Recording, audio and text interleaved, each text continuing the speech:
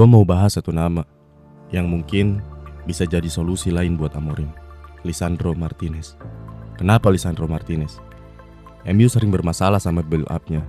Sampai Bruno harus turun lebih dalam buat jemput bola. Terus, apa masalahnya? Jelas jadi masalah.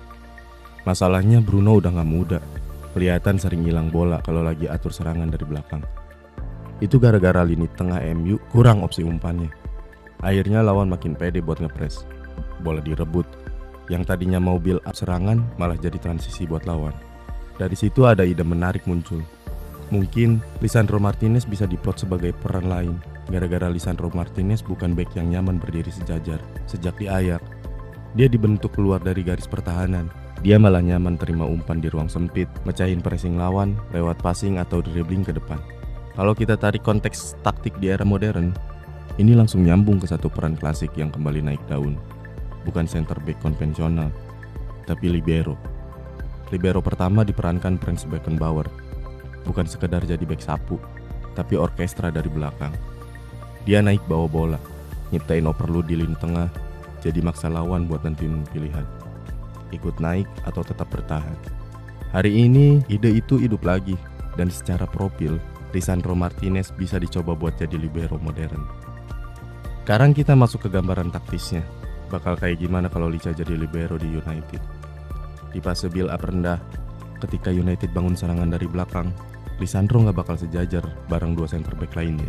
Dalam skema libero, dia bakal naik satu level sejajar dengan gelandang bertahan, sama Casemiro jadi DM. Terus apa efeknya? Efeknya berantai. Saat Lisandro naik jadi DM, ketika build up dimulai, Lamens naik lebih aktif, jadi opsi umpan ekstra. Berdiri sejajar dengan Chow dan Yoro di belakang. Struktur ini tetap nyiptain 3 pemain di belakang, 2 back plus 1 kiper.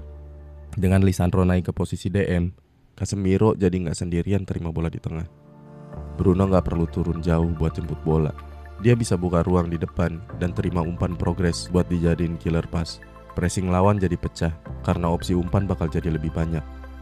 Lini tengah bakal overload. Ada 5-7 pemain United yang bakal cair buat kontrol game setelah build up lewatin garis pressing pertama. Dengan Lisandro di posisi lebih tinggi, opsi variasi ke depan jadi lebih banyak. Dia bisa 1-2 dengan Casemiro, ngirim vertikal pas ke Bruno, atau bawa bola sendiri lewatin garis pressing pertama lawan. Ini bukan soal gaya, ini soal memecah tekanan dengan kontrol. Saat bola berhasil lewat, United jadi gak lagi nyerang dalam kondisi tertekan, tapi dalam keadaan mengontrol permainan.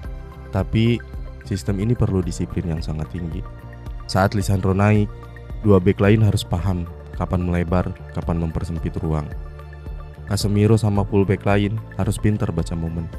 Kapan stay, kapan turun buat balikin shape ke posisi bertahan. Kalau telat, pertahanan bakal gampang buat diekspos lawan. Libero itu bukan pemain bebas, tapi justru pemain paling terikat dengan struktur. Kalau Lisandro jadi libero di United bisa kontrol lebih ritme dari belakang, bisa mecahin pressing lawan dengan gampang, dan stabilitas saat transisi negatif, Bruno gak dipaksa harus bisa bertahan kayak Casemiro karena ada Lisandro di belakangnya. Jadi, apakah Lisandro Martinez cocok jadi libero buat Manchester United? Secara profil, dia bisa. Secara taktik, masuk akal. Secara kebutuhan tim, dia relevan. Tapi ini bukan solusi instan. Ini perubahan taktis. Kalau United pengen berhenti jadi tim yang nunggu kesalahan lawan dan mulai jadi tim yang maksa lawan buat bereaksi, Lisandro sebagai libero bukan eksperimen. Dia bakal jadi langkah taktis yang logis. Sekarang gue lempar ke kalian. Lebih masuk akal Lisandro tetap jadi center back agresif atau naik satu level sebagai libero modern yang ngatur segalanya dari belakang?